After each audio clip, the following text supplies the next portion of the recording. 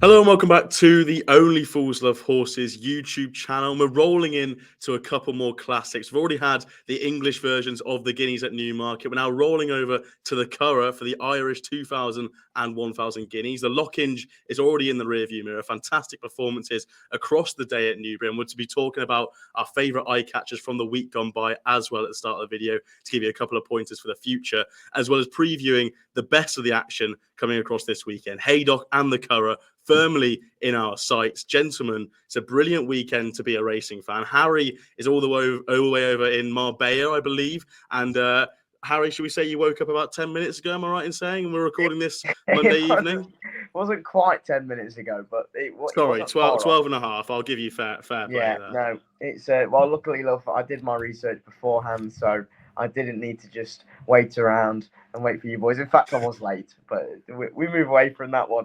I've got a flight early thing in the morning, so back home, back to see your two ugly faces when back in my own home comfort. So no, it's good to be back. I was ill last week, wasn't I? So it wasn't good.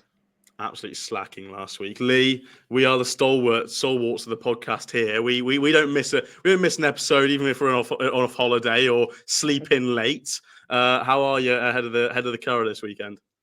Yeah, it looks good action again, Ash. Last week was cracking action, I thought, as well. And like you say, we're never ill or sleeping. We're always on time. So come on, Harry, buckle up. Just to cover my own back, if you go and watch the race, the preview last week, when obviously we had Nick Bradley on, if you can just notice how ill I looked, and there's a little moment where I ran away from the camera and had to zoom out, and that was because I was that ill. I thought I was going to be sick, so just covering it back up. No, it was fair. I would like to take jokes, but Harry was very ill in fairness to him. So I'll give you that one, Harry. You can have a free pass on the register. Just make sure not to miss another. We're going to go through, as I said, eye catchers from the week just gone by and a preview ahead of the weekend. We've got I think 7 races to cover, so make sure to stick around for that. It should be fantastic action. But gentlemen, we're going to eye catchers first of all. Lee, you probably has your eyes firmly on the racing. What? Ballot. Oh, yeah. Right. Fair enough. Good spelling, Ash. Clip it. Try it again. Lovely stuff. As to the start of the video, we'll go into the eye catcher. We've got plenty of racing to cover. I think we've got 7 races to preview this weekend. We will go into our eye catch the week gone by. Lee, you probably had more eyes on the TV than Harry did. Harry probably had his eyes elsewhere. So go to you first of all. These are just knocking up. I'm just smashing these. Lee, eye catchers for you. What are they to mention on the video? I'm going to give a couple of good mentions. So Ascot, I thought she won really well. She got in a bit of traffic problems and still come home the best. So she's a strong mention. Bahia ran solid race behind Zulu Chief, the 150-1 winner for Heather Main. That one bolted up, but I thought Bahia still ran a good race in second. And of course, Stevie Wonder could have seen as a Sardna of George Boy's. That one was a 12-length winner. We had a good shout for 50 grand Slater from Nick Bradley. That one was in second. I thought that ran a good race as well, but this Asadna absolutely bolted up. It's got Coventry written all over it. And I think, and I don't often do this, but I'll put this one as an Ante-post bet for the Coventry. It's around 9-2, and I think it's a good bet, to be fair. It's been it's burst all them times and ratings of the last few years, so I just think it's a solid bet at around 9-2. People are probably looking at Aidan O'Brien for something else, but I can't get away from this. So a Sadna for George Boy, the Coventry 9-2. But I did think my most eye-catching one was Equatorial, ran second behind Thunderball. That Thunderball kind of got the run of the race, I would have said. This Equatorial, it fell out the traps. It's been second twice, but it kind of danced from the furlong home. It just, the winner had already flown, and they pulled 8 lengths clear of the third there. So there was 12 lengths from the winner to the third. There was plenty of distance in between. So Equatorial is definitely my eye catcher for Roger Varian. Yeah, that winner, Sadner, that winner, very, very good winner. I was in my day's state on Sunday doing university assignments. I had my laptop here. I had the uni work that I was doing, and then there's like TV above me in the studio with racing TV on. I was like, oh, that's a good winner. That I might see what price that is for Royal Ascot. Saw 12-1. Oh, that's interesting. I'll maybe come back to that, a couple of days time. Then obviously it's now 4-1 price completely. I think there's 16s available, 16s, 9s. It's now 92, but I still think 92's got a bit juice in it. So I definitely think that one for the Coventry's got a great chance. Yeah, no, definitely. Harry, yourself, any eye catchers for the week? Yeah, Sadner, that was impressive, wasn't it? We were all mentioning this 50 grand Slater before the race, saying, well, obviously Nick Bradley was on saying this is going to be a good horse. Valadero came in there with strong form. That horse was that was tonked. And that was the Brocklesby favourite. It's run some cracking races. That was practically off. Yeah. But I was impressed with 50 grand Slater. The early speed that horse showed, and the way they kept that. Well, the horse was last off the bridle. But then that Sadner, oh my goodness me, when that turbo kicked in, that was just ridiculous. Even your VR goggles seen it, Harry. Yeah, even that managed to distinguish William Buick pulling a cart. But no, my eye catcher was Blue Stocking. I thought this horse was really unlucky. Now I know Ash is I can see him laughing at me. He just says the horse wasn't the best. The horse was the best, I think. Now I think Russell Ryan is a brilliant jockey, but I think he got it. I just think he had a nightmare on this. Is that pocket talk or not? It's not pocket talk because I didn't put the horse up, but then I did want the horse to win because obviously this horse has been going around as the Twitter horse for God knows how long now, and Rafe Beckett as well has said that the horse has kind of been missing. I want to say missing work. I'm not too sure about that. But then definitely missing entries and stuff that the horse was already entered in. But I think both those horses, Warm Heart and Blue Stocking, I'd be taken away from that race. It was a decent race, listed on reappearance as well. I'd be willing to take Blue Stocking out of that. I think she can be very good. Yeah, it's always interesting when a Twitter horse races, and there's always about an eighth of me that sees a Twitter horse lose, sort of just a little smile, just like nothing, nothing bad. You're evil. Stop. Nothing bad, because obviously people have money on it, and people have opinions, and fair play, respect that. If you put that on Twitter and you put your neck on the line, like we do, but it's always a smile. We put one up, Marshman. And that was kind of a Twitter horse, and it went last week. So. Yeah, I always get worried if I put up a Twitter horse, like a proper, like big talking one. I just oh no, it's just gonna got beaten. I'm gonna stick on the Newbury route that Harry starts on there. Just quickly while we cover the horse, 50 grand Slater showed plenty of early speed. I'm sort of hearing things probably maybe Woodcut for Epsom rather than Royal Ascot, so that could be a nice down that hill at Epsom could be very, very decent. I'm going to go to Newbury and talk about two horses. They're both winners, but I'm going to talk a little bit about maybe what you didn't see on the camera. Shaquille won the first race, the Carnarvon Stakes.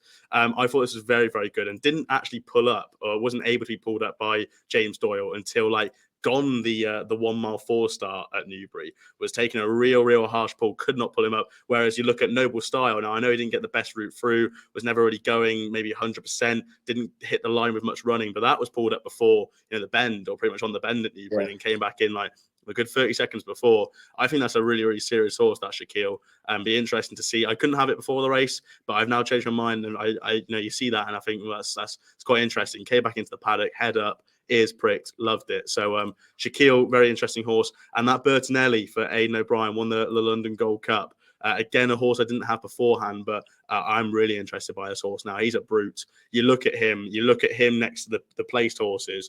He is tall. He is a tall horse, and he's still got some growing to go to get into to fill into his frame. Harry that.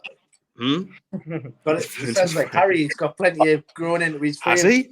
He's I've like been what, waiting to film our frame for 19 years. You're like 5'6", aren't you, Harry? Like you're not. So it was like me against Harry, was it? It was just a big brute. Yeah. That's more of it. Yeah. No. Bertinelli, I thought he was an absolute just a monster when he came back in. Like against the placed horses, he would just out like the height on him was incredible. He stand over all of them. Again, another one, and this was more perhaps walked in, head up, looking around. Love it when a horse comes in after they've had a big run like that. They're looking around, head up. Always interest in it. The talk from Aidan O'Brien as well afterwards was quite nice. I asked him if he'd be a 2 mile next season. Said probably not. It's probably the furthest he'd get, but it looks like the King Ed at Royal Ascot for him. Yeah, so yeah, 2 horses for me there. And again, on that Noble Start I mentioned earlier, he's going to go to the Jersey.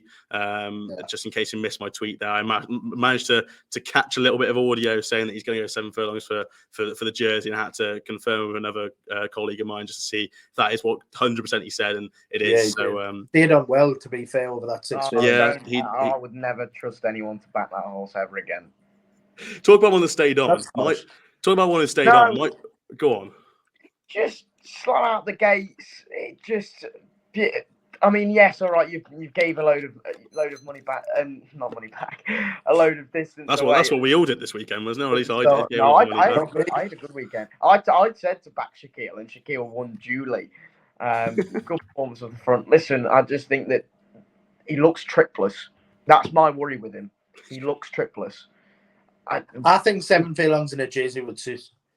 Well, yeah, I think it's better. I won't be backing it if it got to a Jersey. You'd have to see what was in the race, but I just think, look, the mile didn't work, and the 6 furlongs was probably a bit too sharp. Although if it was out quicker, it'd be a lot closer. But I think the 7 furlongs is probably right up his street. No, respect that. What was I going to say? Another horse that was staying on, My Prospero. Don't know how that stayed on for 4th, and it's so close. You and that horse. If that's not a setup for the Prince of Wales is the 1 mile 2. I thought that was going to finish like 8th, 9th at the back of the TV, staying on. I liked that performance. So anyway, enough talking about the past. Let's move on to the present and the future. We're going to be covering the Curragh and Haydock on the Saturday, and the Curragh on the Sunday. Both of the Guineas races, both of the Guineas cards, and obviously a very nice card over at Haydock as well, with an interesting Aidan O'Brien run that we'll talk about. But the first race is the Group 2 Greenlands Stakes at the Curragh, the 2:36 furlongs. No prices as we talk on Tuesday evening. Art Power is in there. You've got the likes of Garrus, Moss Tucker, Twilight Jet, Just Beautiful, just the 9 runners. I'll go, Lee, do you have an opinion on this without any prices currently? Yeah, no, I do like Garrus for Charlie Hills. I think it won a good race last time out. It was a Group 3, so got to step up again to this Group 2. But they had Creative Force, obviously the ill-fated Creative Force. That was back in 3rd. Tiba Floors 4th. Silky Wilkie was last, and that one had bolted up in a handicap the time before. So it was a strong enough race for the grade, but it was only beaten 1 length in the Maurice de Geese behind Highfield Princess. That was a Group 1, so it's got plenty of good form, and I think that won well the last day. So I think Garrus for Charlie Hills going over there, will take the Group 2. Yeah, interesting horse and interesting runner is Garrus. Harry, anything for you in this? Yeah, Art Power for me. This horse is unbeaten at the Curragh. Loves it, ground versatile there. I kind of love horses that kind of do this, where they just kind of target tracks and they go and they always run the race. I think that Art Power's got no reason not to run his race. He is a 6-year-old. He's a little bit disappointing at York last week, but I kind of disregard that because he's been kind of needing the runs for the last couple of years now. So I wouldn't make anything of that. He is a class act on his day. As I mentioned, he's already won round the Curragh before. The good ground, I don't think he'll mind. And I think if that little pipe opener at York has done him any world of good, I think he could be really hard to beat because it's a Group 2. I can't really see any standouts in here. I mean, you've got the likes of Twilight Jet, who on his day, Twilight Jet is a rocket. But then again, has to bounce back because it was disappointing last time when seen. Both times last time when seen. So you've got question marks in there, and I just think Art Power looks a solid enough play when the prices do come out. Yeah, I'm hoping you're kind of right there, Harry, in what you said. Twilight Jet. I hope he's a rocket when he's at his best. But he is. He is. He is definitely. He's a cliff horse of mine. If my Prospero is a cliff horse, then this is definitely a cliff horse. Yeah, no, I like his profile in a race like this. First time out, it's probably the best time to catch him. He won first time out last year when he beat New York City. That was over 6 on good ground at Nace. The form reads very well. Perfect Power from Newmarket in September 2021 was third to Bayside Boy. Before that, in Newmarket September 2021, that's gone to win a QE2. So I think the form is there. He's been running in some very, very good horses. This just could be a lot easier. I know there are good horses in here. Art Power, is he a little bit regressive? Maybe. Garrison here, he's interesting to see what he can do, but this is probably going to be his weakest race he's going to be faced for a while. And it's first time out, and it's good ground. I think this is the day to catch Twilight Jet. It'd be interesting to see what price he opens up. If it's a nice each way price, and by each way I mean anything 5s or above, could be very interesting. So I can't see them giving 5s. I don't. Well, his last 2 runs were so poor over 6. They were just horrendously poor. And one of them was Royal Ascot, I want to say, and it was there was an issue with him. Was there? I remember messaging Michael O'Callaghan about it. So something came out in light afterwards, and then the next run again he wasn't that good. Don't know what the issue was there, but I think he has an excuse for that Royal Ascot run. So we'll see how it goes. We'll see how it goes and see what price he opens up at. Lovely stuff, gents. Covered that first race beautifully. We'll move on then to the feature race at the Curragh this weekend. Although maybe the quality wise is maybe not as best we've seen in recent years. The Irish 2000 Guineas. Royal Scotsman, who has been supplemented for the race, 5-2 topping the market. Where's my screen gone? High Royal, second in the English equivalent, 7-2. Paddington 4s, Proud and Regal, 11-2. And you can have what you like about the rest. Harry, come over to you first of all. First say on the Guineas, 2000 Guineas, what do you fancy? High Royal was impressive in defeat at Newmarket. I thought Oisin Murphy gave that horse a super ride. But then I didn't like the way that horse just looked. He looked all over the place, and obviously Newmarket is a bit different, but that was crazy how much that horse hung left-handed. Royal Scotsman, I thought he was one that was just so free, just would not give Jim Crowley his head at all, and just finish only 2 lengths and closing all the time at the line. I thought he was the one to take out the race. The money's come in, I think, quite rightly as well. Now 5-2, clear favourite now. Paddington's in there for Aidan and Ballydoyle. I think it was an impressive win at the Curragh last time, but I do think that Royal Scotsman is just a class act. As you mentioned, Ash, it's probably not the best renewal we've seen, but I just think Royal Scotsman just looks a solid enough play as always. It's a bit boring, this favourite malarkey, isn't it? But I think he'll win. So Royal Scotsman. Royal Scotsman, yeah, I'll give him a good word, but he's not going to be my fancy. I think he's probably got the best form coming into this. That Cal DN form is very, very good, and he's always just been that sort of running into those very, very good horses. I don't think there's one in here, apart from maybe the one that I'm going to mention, who isn't established very, very good, but he could be. So we'll see how that goes. But yeah, I'll give him a mention. He's definitely going to be having some of my money, so he's probably going to bomb out or something like that. And Lee, what do you fancy in the Irish 2000? Yeah, I find it hard to get away from the top 2. I think there's kind of nothing much in behind.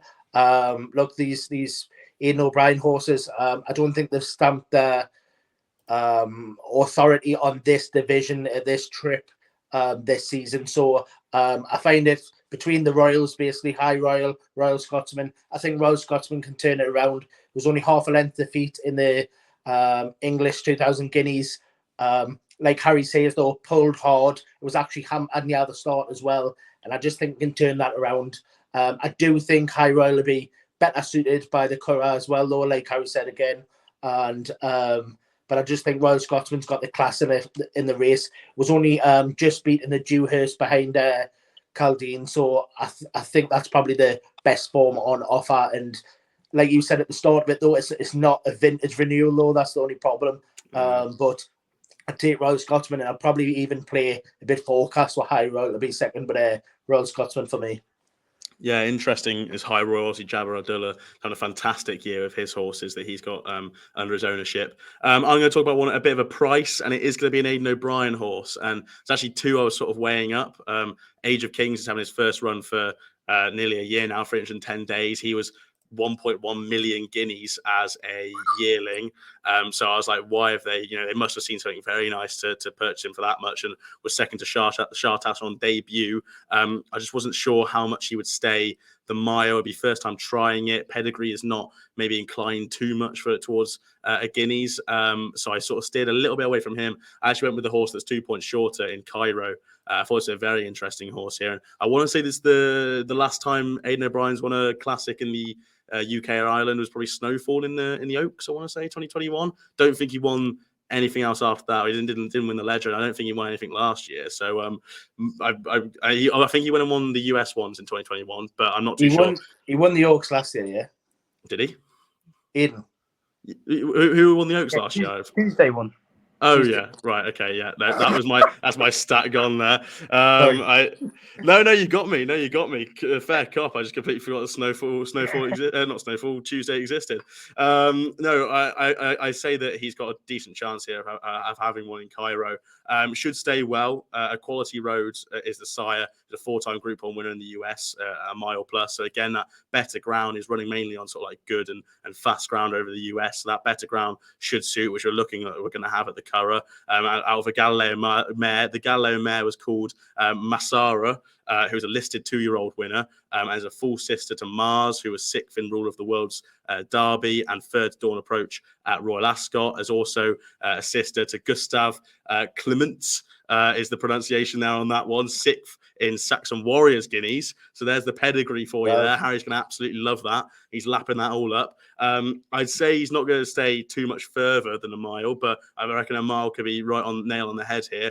Interesting, he won at Dundalk, a listed race the last time. Ryan Moore went over for the ride. Ryan Moore's only rode 16 times at Dundalk in his sort of career. He's won 10 times as well, so he obviously only goes over for the fairly decent rides. He was 3-10 that day. He duly obliged, but I think it's interesting that Ryan Moore went over for that one, won by 2 lengths. So I think Cairo's quite an interesting horse on pedigree, should stay, and is the one that could really step up here. So I'm going to be with. Sorry, what you saying? I was just going to give a shout for Donica's horse as well, though. Proud and Regal. Yeah. I just think the drop back to a male from the male 2. The male 2 didn't really suit the last day. It was in a Derby trail, and I think the drop back to the male will suit Proud and Regal after the cobwebs have been blown away basically for the first one. So just in case you do fancy each way squeak Proud and Regal for Donica's probably the each way angle I would have said, but yeah. Yeah, again, that's another one. Like I looked at the other Aidan O'Brien horse, but Proud and Regal did beat it the last day, so it was like whether it could reverse the form or not sure. So I'm with Curragh at 14-1, although Royal Scotsman is definitely in my 2 for that race. We'll go over then to Haydock, the only UK racing we were talking about. Decent races over there, and the first race we'll talk about there is the 6 furlong Sandy Lane Stakes. And here's the interesting Aidan O'Brien runner in Little Big Bear. It's got the entry, looks like going to be going for the race. 5-2 top in the market. Bradsell, disappointing maybe the last day, but still stayed on a little bit at Ascot, 3-1. Cold Case was the horse that beat Bradsell. Is a point bigger at 4s. Mischief Magic is 6s. Matilda Picot, the 3rd in the Guineas at 7s. Lee, what do you fancy in the Sandy Lane? I've come down on Cold Case. I just think it's got a solid profile for Carlberg. It's got a length and a half beaten of Bradsell from the last day at Ascot. That was a Group 3 in a Commonwealth Cup trial. It had run in that solid gym crack that we've mentioned a couple of weeks back there last season, and then it's won the 2-year-old trophy at Redcar, and it's got that solid profile where it's got plenty of wins to its name, and I thought it won well in the last day again. A length and a half behind was Bradsell, and it had the beating of that one. That's the favourite. Little Big Bear's kind of the obvious one. If it can bounce back from a disappointing Guineas run back to this trip, it'll take the world of beating. But I do think Aldersim, coming back to this country, it won some good races over in Dubai, but it's been running solid races there. And if that can transfer back to this country, it would have a solid chance. William Buick's on board. Mischief Magic was in the race, and William was jocked up on Alder Sims. So, yeah, it could be an interesting one, but I fancy Cold Case. Lovely stuff. Harry, are you with Cold Case or are you looking elsewhere? Look, I think Bradsell ran okay last time at Ascot. Was the last horse off the bridle. Looked like he was going to win by 15 lengths, 2 furlongs out, and just blew That's up. dramatic. That. No, I know, it is dramatic, but he just blew up. And I think Ascot and Haydock are a little bit similar in the fact if you've got question marks about stamina, that's not a track you'll be able to get away with it, because the straights are that long, they're that testing. Something will come and find you. It just will, and it will come from the clouds. It will pick you up. And Bradsell got caught by Cold Case.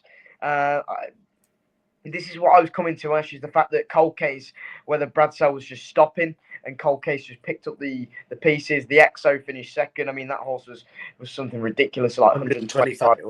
It's ridiculous. I mean, that horse is rated 104. So I just think Little Big Bear will absolutely eat these alive. I seriously think if you just, he's got an excuse for that run in the Guineas. It was a big step up in trip. Was he lame? He was lame after he got struck into by Royal Scotsman. Yeah, exactly. So I think I really do think that he is an untapped potential still, and I think that he could demolish this mob. This is I would have said his trail for the Commonwealth Cup at Ascot. Yeah. And I think there's some decent horses. If you're beating the likes of Bradsell, Cold Case, they're not bad horses. Yeah. At all. Let's not forget it is a Group 2. So for me, it is between the top 3 in the market. I can see that Alder Sim running well, but I think running in Maidan's different to running over here. I'll be with Little Big Bear alongside Harry there. Again, sort of similar case. I think this is probably just the best horse in this race. Already beaten Bradsell fairly comfortably. That was 2 starts ago in the Phoenix. Persian Force is a horse that I really, really rate. It's obviously now gone off the stud and absolutely kicked that into touch. Back to 6 furlongs. The Guineas experiment, the soft ground being struck into, the mile. It's probably the worst experience that horse could have, and that's my only small worry about it. Like, we just got to remember these horses are, they've got brains, they've got feelings, and it's probably, soft ground, that running over the mile at Newmarket, first start with that buzz, and they're getting struck into early on. Just hope it's come out of the race well. You'd hope so if they're giving it its entry and sending it all the way up to Haydock. So I'll be with Little Big Bear at 5-2, which is also a nice price. If he doesn't go, I think maybe Millstream could be quite interesting. 4th to Caldien at York in August 2022. Obviously, that form is very good. Indestructible was second as well. Was second to Noble Style as well at Newmarket. Noble Style is a decent horse, whether you like it or not. He's maybe bombed out a little bit at Newbury. That's what I'm trying to get out my mouth there. I think he's still a decent horse, and he could be a little bit going under the surface. So 14-1 about Millstream might be very interesting. But yeah, Little Big Bear. I'm very firmly in the camp there. We'll go to the Temple Stakes then, gentlemen. The final race at Haydock we'll talk about. The only other Group 2 as well. Very interesting sprint this, over 5 furlongs. A Platinum Queen, different connections, 3-1, same jockey in Holly Doyle. Dramatised 4-1, see a little bit of money for Carl Burke's runner there. William Buick booked in the saddle. Henry Candy sends Twilight Calls at 9-2. Royal Acclaim for James Tate 5s. Bigger about the rest. Harry, give you first word on the Temple Stakes. What do you fancy? Well, gents, you'll both know as well as I know how much it would pain me and sicken me if Royal Acclaim was to win this race. I mean, I talked that horse up so much last year. Am I right in saying, now this is a distant memory for me, but am I right in saying for when it ran in the Nunthorpe, you said there's absolutely no way it gets beaten? Yeah. Definitely did. And it was beaten. It was beaten. Oh, it was tonked. It was well and truly tonked, and to be fair, it got beaten by Highfield Princess. It's not really bad form, is it? Went to Longchamp, and again, just not impressive, and just into third that day. I hope Dramatise win this, and I hope Dramatise wins this doing absolute cartwheels as well. The Platinum Queen, obviously, we know what that horse can do. Just ridiculously talented on her day, but so is Dramatise. I mean, you just go back to the Royal Ascot run. It was in the Queen Mary. I thought that was one of the performances of the week last year.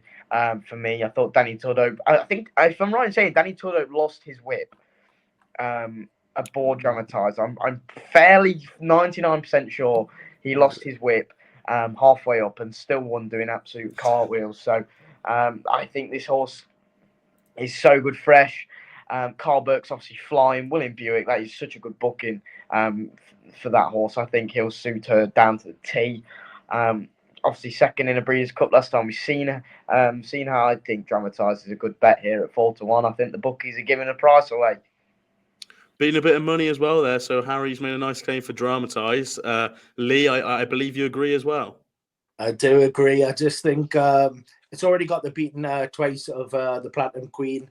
The last day Dramatise was just touched off in the Breeders' Cup Juvenile Turf. That was a Group 1.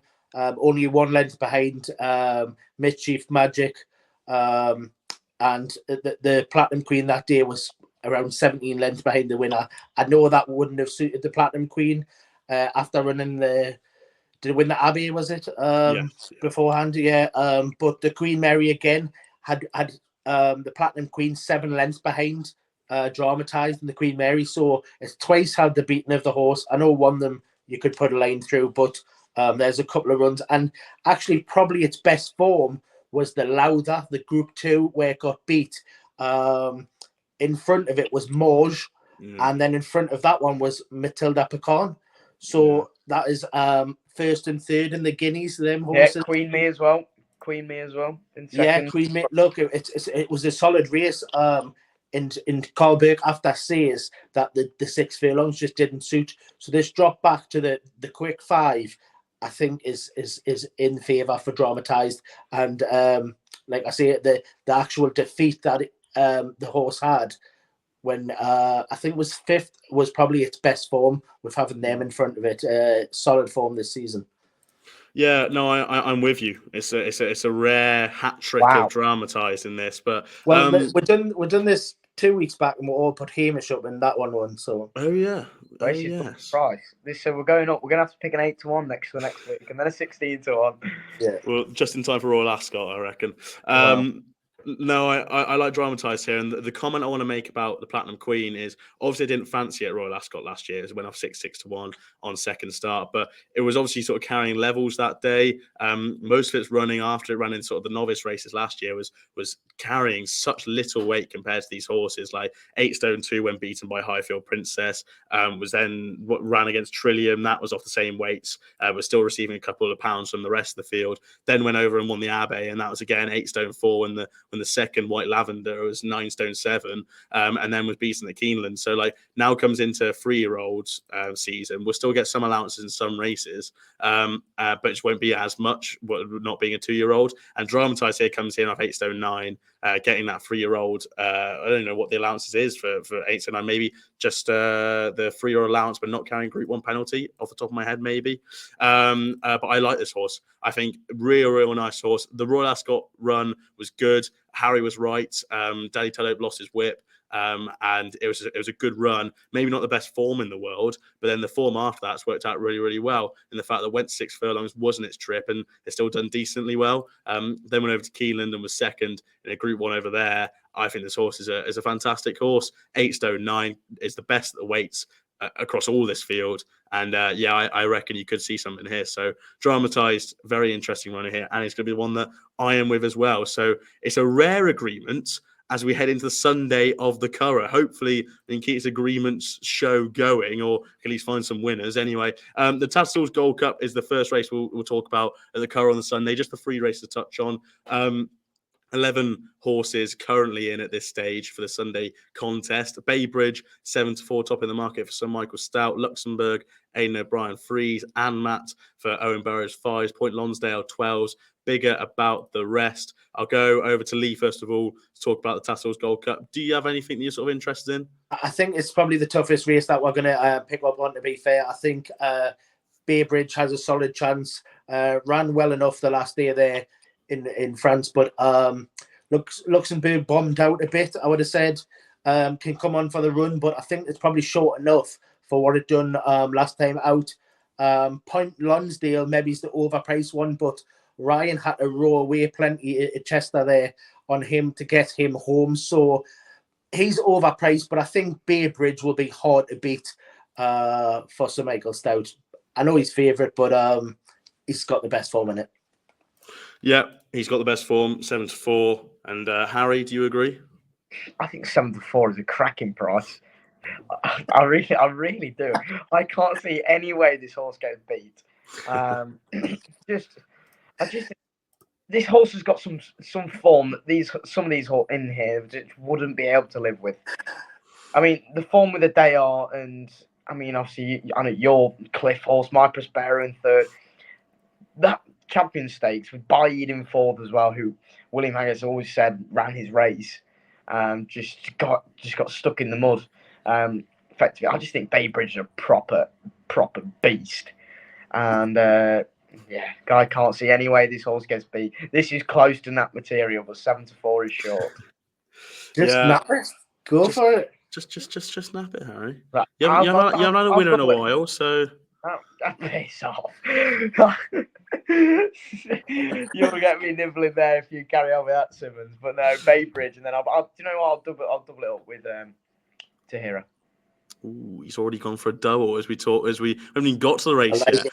I don't really fancy much in this. If I was to maybe have anything on each way, I think Trevonance is an interesting runner. Jessica Harrington pronunciation. Someone needs to buy me a French like thesaurus or like a. Why don't you just speak to Sam Hart? He'll tell you. Speak to Sam Hart. He'll tell me. Interesting runner here. Group 2 winner at Deauville on good ground last season. Got form with sort of Concert Hall, Thoughts of June from 2-year-old season. Just an interesting runner here coming off that run at the Curragh when 6 behind Visualization, 4 lengths back. Should have her set really well for this race. I think she could be a little bit overpriced, 50-1 here. So I give small shout there to Jessica Harrington's filly, but 50-1's big, but nothing major in that race for me personally. We'll then go to the Lanwades Stakes, the Lanwades Stakes. Pronunciations galore going on today. No prices as is on my screen. 13 runners though. Got interesting runners. Grand Dam in there for John and Fady Gosden, Insinuendo, Jumbly, Just Beautiful. Interesting runners. Star Girls Al Mal for Henry de Bromhead. I'll go Harry first of all. Do you fancy anything? No. I've just checked my screen. You don't. Lee, do you fancy anything? Jumbly, I would take.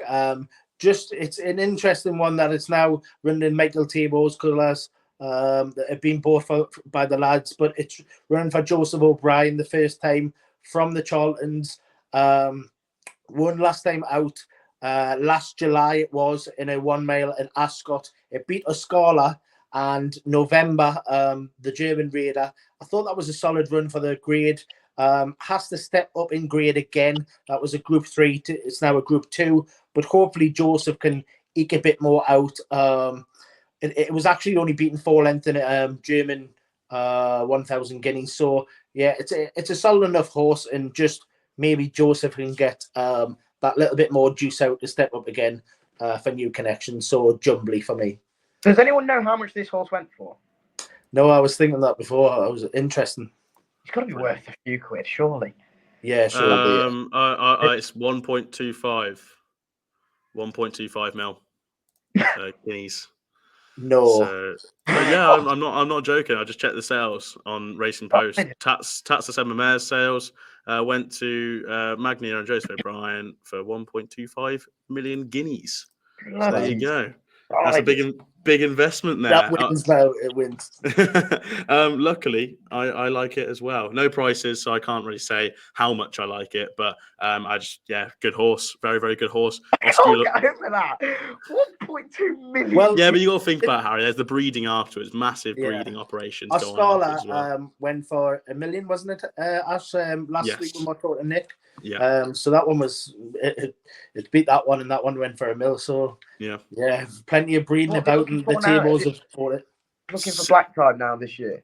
Yeah, probably, and it'll probably be Group 1 black type because they're coming back. They've won a Group 3. They finished 6th in a German Guineas. They finished 8th in a French Guineas, but it was only 2 lengths off Mangosteen and Cachet that day.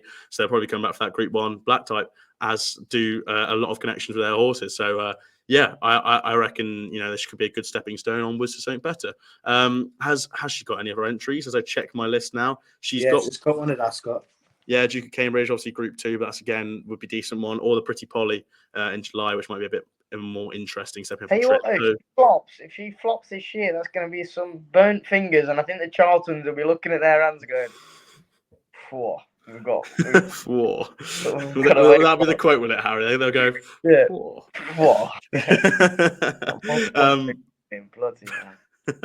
Brilliant stuff. We'll go on to the final race then, gentlemen. The 1,000 Irish Guineas. The top of the market is Tahira 4-7, Meditate 7-1, Never Ending Story 7s, Jackie O 12-1. Bigger about the rest. Harry, you already said your fancy, but just tell us why Tahira is your 4-7 best odds value play in the race.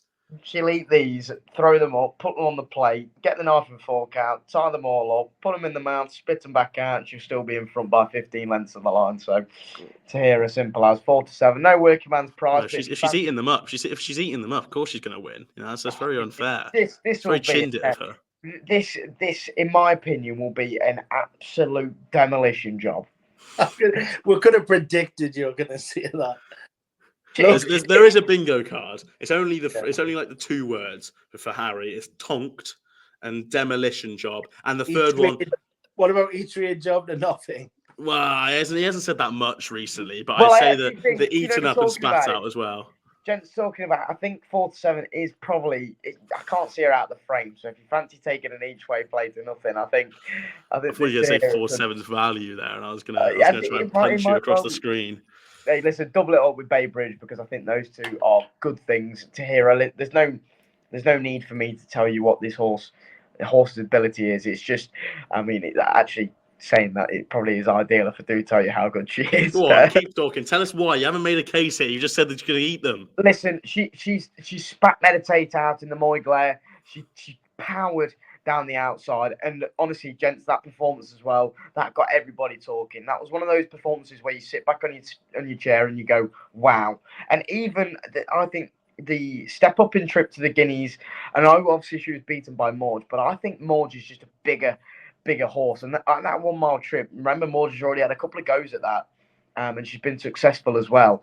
On her first step up, I think that can be upgraded because she came with a winning run. She fell out the stalls. She made so much ground up. She handled the hill. Something that Dermot Wells comments pre-race as well, saying that she'll come on for the run. This could be an absolute demolition job. I know obviously the bingo cards are going out, but this could be ridiculous how far she wins it. Interesting stuff. Made a very good case for the 4-7 fav there. Well done, Harry. Lee, what do you fancy in this race? Look, it's hard to get away from the favourite. Hopefully, I'd like another Sariska. Do you remember that one? Yeah, and Really Spencer come waving. If hopefully she can do that type of job. But yeah, look, it's hard to get away from the fav. She produced a good performance in the Guineas, and like Harry already said, she's already blew away Meditate in the Moy Glare. So yeah, hard to beat. And I'd probably double her up again with Bay Bridge as well. Can I just say something which I forgot to mention? I was trying to find you a double in the price, but they've taken the markets off for the Tats Gold Cup because there's obviously the option of Verdini being supplemented for the race, which I believe connections are believing they are. So, at the time it was 7-4, 4-7, and I will still stick with that. Okay, yeah, that's fine. What I'm going to ask you, I'm going to throw the question then to both of you because you are both Bay Bridge backers. Verdini turns up. Will you still be in the Bay Bridge camp?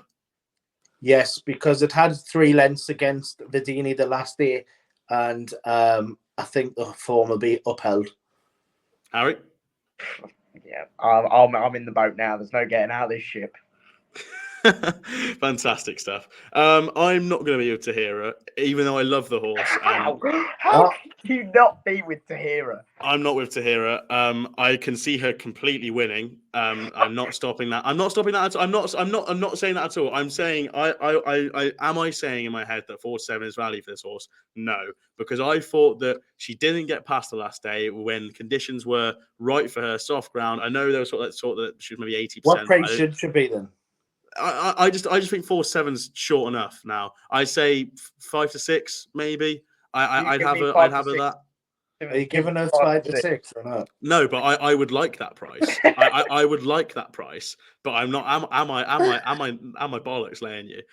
You think I have the money? You think I have the money? I laid you a bet on that absolute yoke at the Punchestown Festival. You did. No, in fairness, I forgot even what the horse was. I upheld that bet, but no.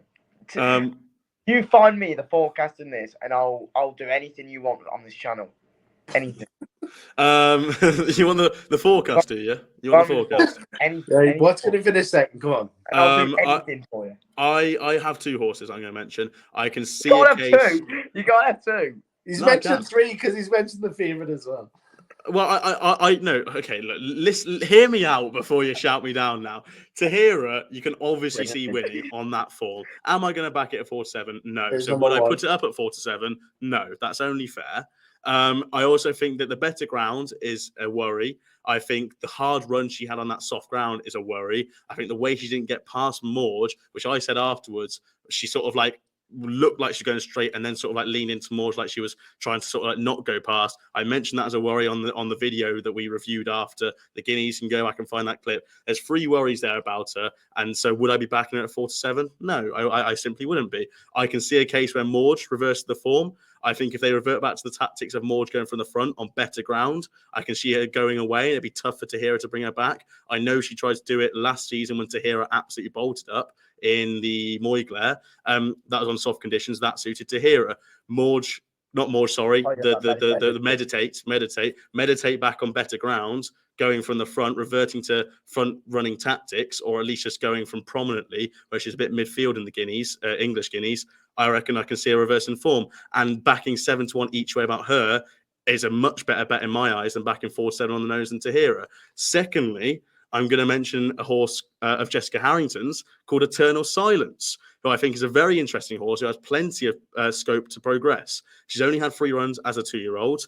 Makes sense. Her sire, Warfront, didn't run until he was 4 years old, so first run as a 4-year-old. And the Dam Princess Highway won the Ribblesdale as a 3-year-old and was third to Tahira on last start. That was in the Moyglare. Again, soft ground. Would it be right for this horse? Probably not. Warfront was very much a fast ground horse, and the Dam, as I mentioned there, Princess Highway, won the Ribblesdale on good to soft ground. Was staying on, came from absolute miles back, and was staying on the same pace that Tahira was going away.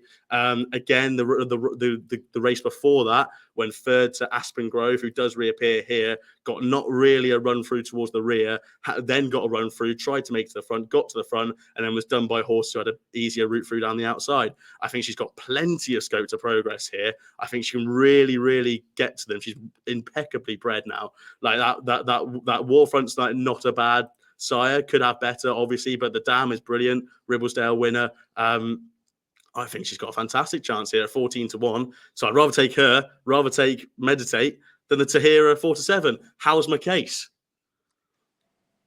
Not good. Stunned into silence is the crowd onlooking. So you don't think Tahira win? Just so we're clear. I have not said that. I have not said that at all. Look, I have said 3 horses. I have said that I could see absolutely Tahira winning. Am I going to be backing Tahira? No. So why would I put up Tahira? No. Who wins? Huh? Who wins? Let's go Meditate, because that's what I'm going to be backing. Meditate and Eternal Silence. I'm going to be backing them because I can see a case of them winning. I can see a case of Tahira winning. Lovely stuff. We clear? Yeah. Oh my! It's like I've been in a court of law there, backing my case there. Anyway, that's just gonna That's gonna make for absolute clip-worthy content. When never-ending story just comes and takes them all on the bride, and we're all in the mud. Lovely stuff. Right, I'm gonna go any other bets and naps, gentlemen. We've covered all the races. Anything else you want to mention or naps, Lee? First of all, nothing else. But I'll take me nap as Royal Scotsman to win the Guineas 340 at the Curragh on Saturday. Royal Scotsman. Brilliant stuff, Harry. I don't usually do doubles for naps, Ash. I usually do singles, but I do think Baybridge and Tahira is a good double, and I will be willing to take that on. And I dread to think what you're going to put up. No, I'm going to do dramatized in. Oh, I'll give you in that. the That top is a good one. six. That is a Imagine I would have gone for one of them two. You would have That's my absolutely next lost best your mind. dramatized next best. Yeah, dramatized would be the nap for me. 4-2-1. Lovely stuff, people. We have come to the end of the video. If you did enjoy, please do like and subscribe. We'll be on Twitter 10:30 a.m. on Saturday to preview the Guineas weekend with all of the handicap fancies, all of the other races, with all of the information available to us. 10:30 a.m. on Saturday. We'll be back next week as well to talk about the Oaks and the Derby at Epsom. Should be a very, very good weekend. We've already had a little say on that, but we'll be talking more in depth in that. Gentlemen, have you enjoyed today? Harry, have you enjoyed recording from Marbella? I have loved seeing both of your faces back on my screen. It just, you know what? There is some things in life where you need just that company, and you two bring that. And it's just been, I love it. I love Is it. yours nose growing like that? I'd love to say the same, honestly. I'm going straight to the ball, so Ash, hurry up with the outro, please. If you did enjoy, please do like, subscribe. Follow us all on Twitter. Follow the Only Fools Love Horses racing account as well on Twitter. Where are we? Here, there we are. And yeah, we'll be back. We'll be back next week to talk more Epsom Derby, Epsom Oaks, and we'll be back on Twitter 10:30 a.m. Thank you very much. And if you're having a bet, please do gamble responsibly. Best of luck, and we'll see you very soon. Yes.